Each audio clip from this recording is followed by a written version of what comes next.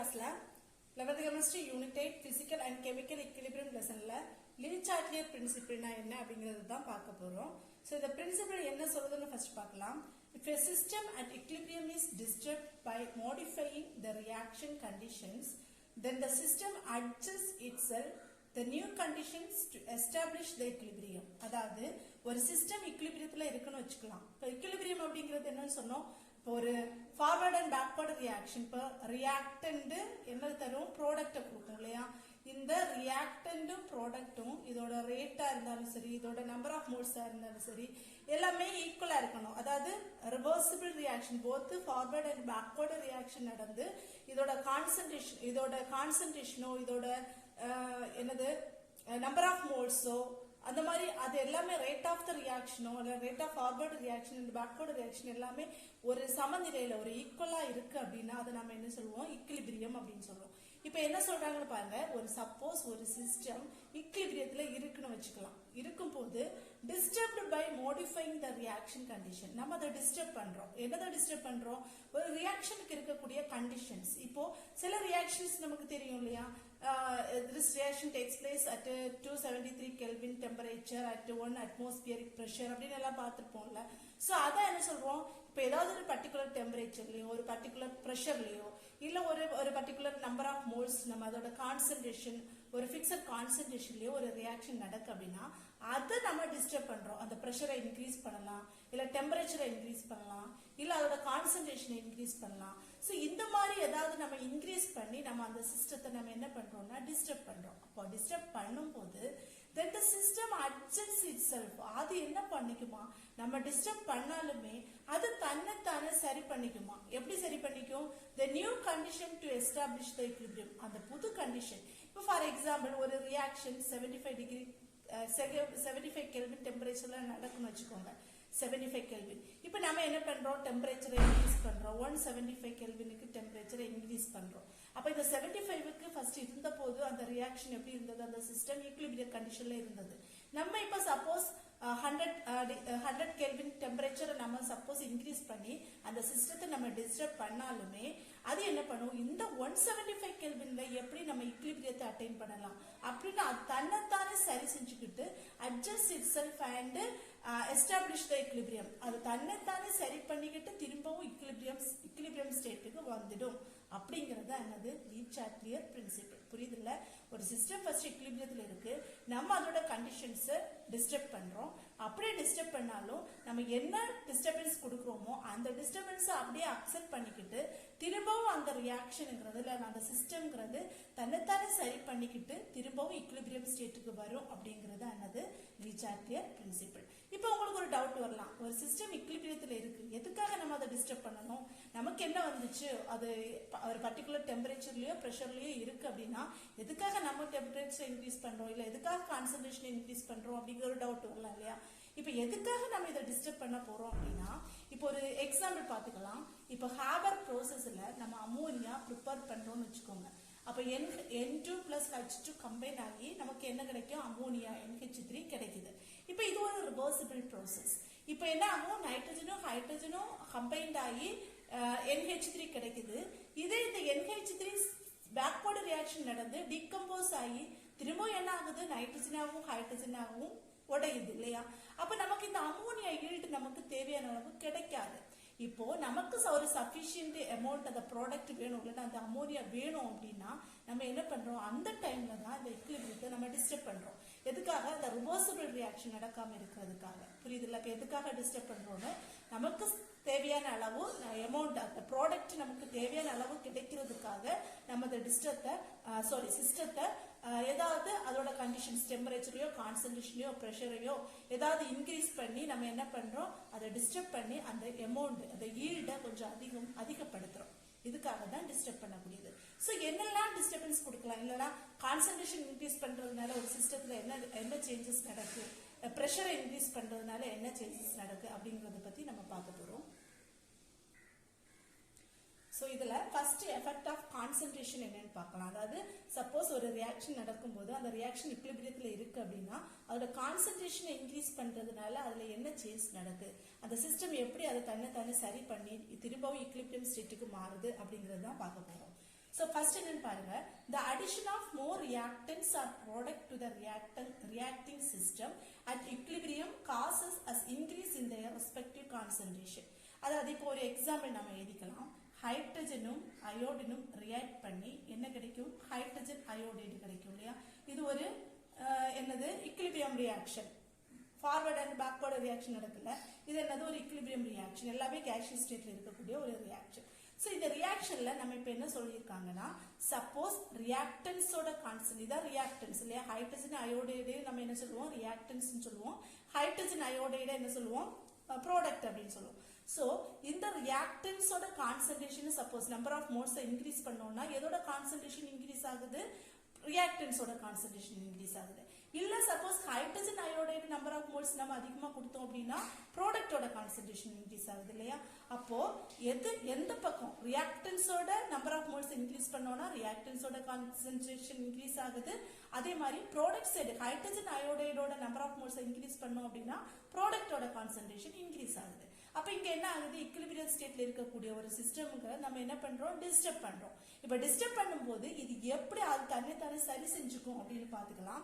இப்போ ஹைட்ரஜனும் அயோடினும் நம்ம கொஞ்சம் அமௌண்ட் அதிகமா ஆட் பண்றோம்னு வச்சுக்கோங்க, சரியா? அப்ப நம்ம என்ன பண்றோம்? இந்த ஈக்குலிபிரியத்துல இருக்கக்கூடிய, அதாவது ஃபர்ஸ்ட் ஈக்குலிபிரியத்துல இருக்கும்போது சேம் நம்பர் ஆஃப் மோல்ஸ் இருக்கு. இப்போ ஹைட்ரஜன் அயோடின் நம்ம அதிகமா கொடுக்கும் போது நம்பர் ஆஃப் மோல்ஸ் இன்க்ரீஸ் ஆகும் போது ரியாக்டன்ஸோட கான்சன்ட்ரேஷன் இங்க என்ன ஆகுது? இன்க்ரீஸ் ஆகுது. அப்ப ப்ராடக்ட்டை விட ரியாக்டன்ஸோட கான்சன்ட்ரேஷன் இன்க்ரீஸ் ஆகும்போது ஈக்குலிபிரியம் அங்க என்ன ஆகுது? டிஸ்டர்ப் ஆகுது. சோ இந்த டைம்ல இது என்ன பண்ணும்னா, இந்த ஹைட்ரஜன் அயோடினும் சேர்ந்து இது ஃபார்வர்டு ரியாக்ஷன் நடக்கிறதுக்கு ஃபேவர் ஆகும்.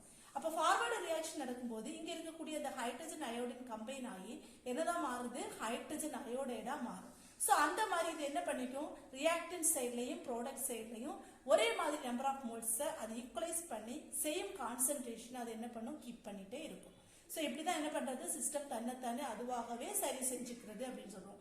இப்ப சப்போஸ் நம்ம ப்ராடக்ட்டோட சைடு ஹைட்ரஜன் அயோடைடுக்கு கொஞ்சம் நம்பர் ஆஃப் மோல்ஸ் அதிகமா ஆட் பண்ணோம்னு வச்சுக்கோங்க. இப்ப இது என்ன ஆகும்? ரியாக்டன்ஸை விட ப்ராடக்ட்டோட கான்சன்ட்ரேஷன் அதிகமா இருக்கு. அப்ப ஈக்குலிபிரியம் என்ன ஆகுது? டிஸ்டர்ப் ஆகுது. சோ இந்த டைம்ல என்ன பண்ணுவோம்னா, இந்த ஹைட்ரஜன் அயோடைடுங்கிறது டீகம்போஸ் ஆகி என்னதான் மாறுது? ஹைட்ரஜனும் அயோடினுமா இது கன்வெர்ட் ஆகும். சோ அந்த மாதிரி நம்பர் ஆஃப் மோலிகூல்ஸ் இல்ல அதோட கான்சன்ட்ரேஷன் என்ன பண்ணும்? எப்பவுமே ஈக்குவலா இருக்கிற மாதிரி, ஒரே மாதிரி சேமா இருக்கிற மாதிரி அது என்ன பண்ணிட்டே இருக்கும்? மெயின்டைன் பண்ணிட்டே இருக்கும். இது என்னது? Effect of concentration. ரியாக்டன்ட் சைட்லயோ ப்ராடக்ட் சைட்லயோ நம்ம கான்சன்ட்ரேஷன் அதிகப்படுத்தி அந்த சிஸ்டத்தை டிஸ்டர்ப் பண்ணும்போது அந்த சிஸ்டம் ஆனது அதே கண்டிஷன்ல அது எப்படி அதே நம்பர் ஆஃப் மோல்ஸ், அந்த நம்பர் ஆஃப் மோல்ஸ் அதை என்ன பண்ணல? ரிலீஸ் பண்ணல. நம்ம ஆட் பண்ணிருக்கக்கூடிய நம்பர் ஆஃப் மோல்ஸ் அதே நம்பர் ஆஃப் மோல்ஸ் அதை அப்படியே வச்சுக்கிட்டு எப்படி அந்த நம்பர் ஆஃப் மோல்ஸ் இல்லைன்னா அந்த கான்சன்ட்ரேஷனை சேமா வச்சுக்கிறது அப்படிங்கறது என்னது? Effect of concentration. Okay, next என்ன பார்க்க போறோம்னா எஃபெக்ட் ஆஃப் பிரஷர் பார்க்க போறோம். பிரஷர் இன்க்ரீஸ் பண்ணும்போது அது எப்படி அந்த சிஸ்டம் அதை அந்த பிரஷரை அக்செப்ட் பண்ணிக்கிட்டு அது எப்படி ஈக்குலிபிரியத்தை எஸ்டாப்ளிஷ் பண்ணுது அப்படிங்கறத பார்க்க போறோம். சோ இதுல என்ன சொல்லிருக்காங்கன்னா, இந்த பிரஷர் அப்ளை பண்ணணும் இல்லைன்னா பிரஷர்னால ஏதாவது நம்ம சிஸ்டத்தை டிஸ்டர்ப் பண்ணணும் அப்படின்னா நம்ம எடுத்திருக்கக்கூடிய கம்போனன்ட்ஸ் கண்டிப்பா கேஷியஸ் மாலிகூல்ஸா இருக்கணும். கேஷியஸ் மாலிகூல்ஸா இருந்தா மட்டும்தான் நமக்கு என்ன பண்ண முடியும்? பிரஷர் கொடுத்து அதை ஈக்குலிபிரியத்தை டிஸ்டர்ப் பண்ண முடியும். சரியா?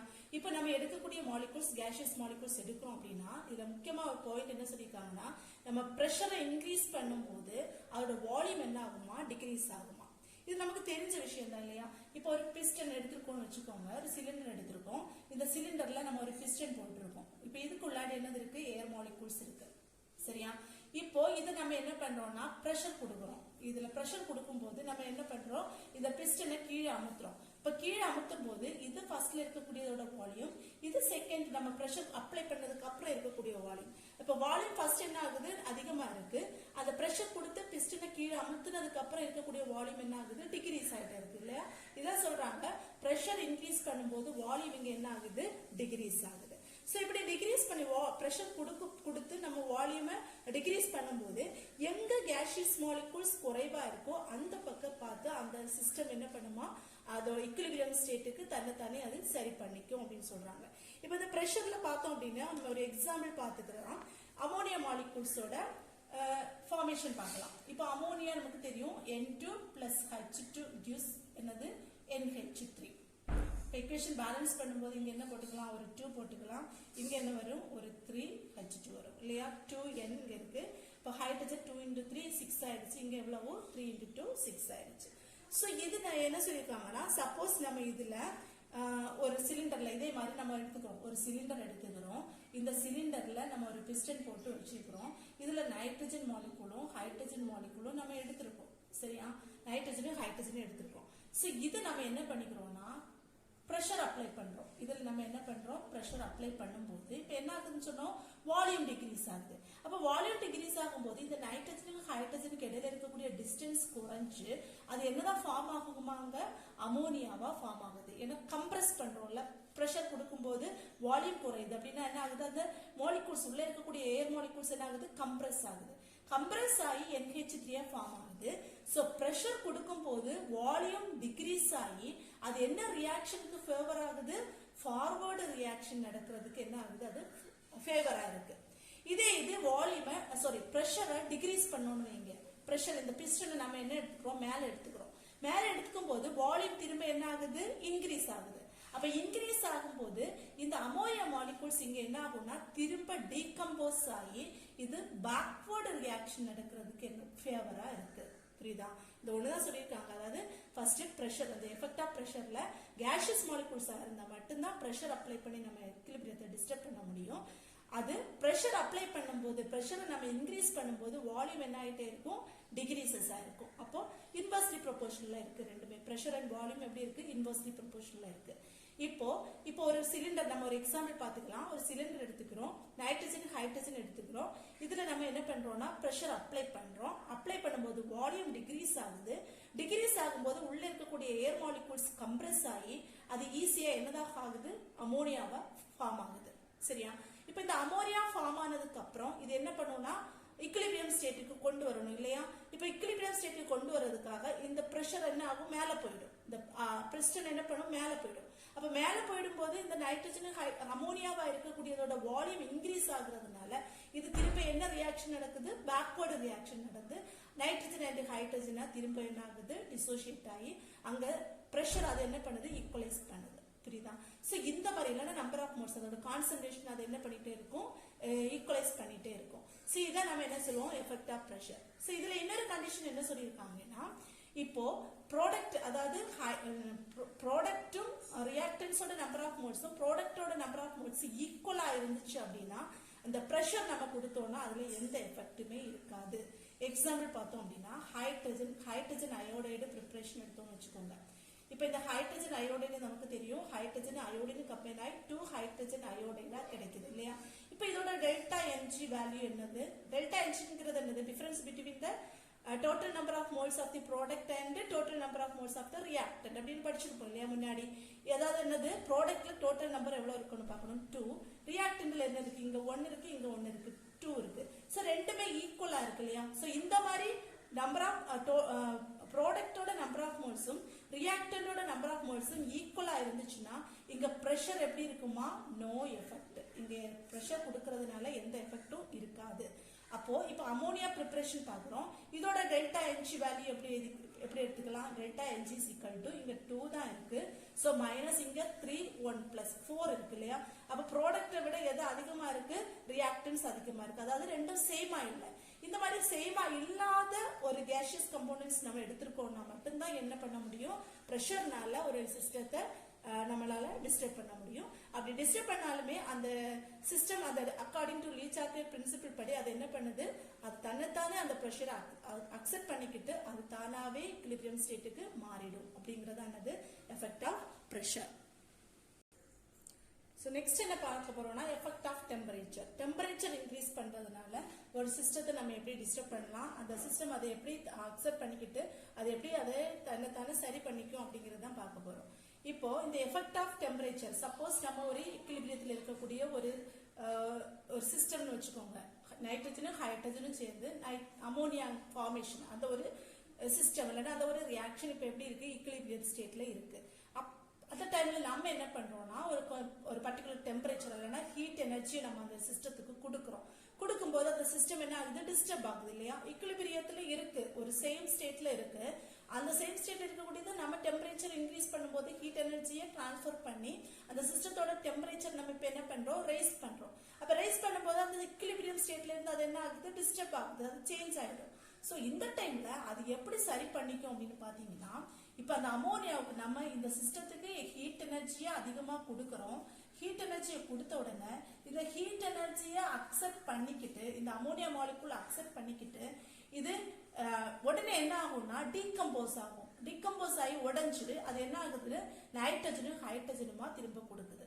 அப்ப இந்த ரியாக்ஷனை நம்ம என்ன சொல்றோம்னா எண்டோதெர்மிக். எண்டோ அப்படிங்கிறது என்னது, அப்சார்ப்ஷன் ஆஃப் ஹீட். முன்னாடி படிச்சிருப்பீங்க endothermic and exothermic reaction. Endothermic அப்படிங்கிறது அப்சார்ப்ஷன் ஆஃப் ஹீட் அப்படின்னு சொல்லுவோம். ஹீட் அப்சார்ப் பண்ணக்கூடிய ஒரு ரியாக்ஷனை தான் நம்ம என்ன சொல்றது, எண்டோதெர்மிக்.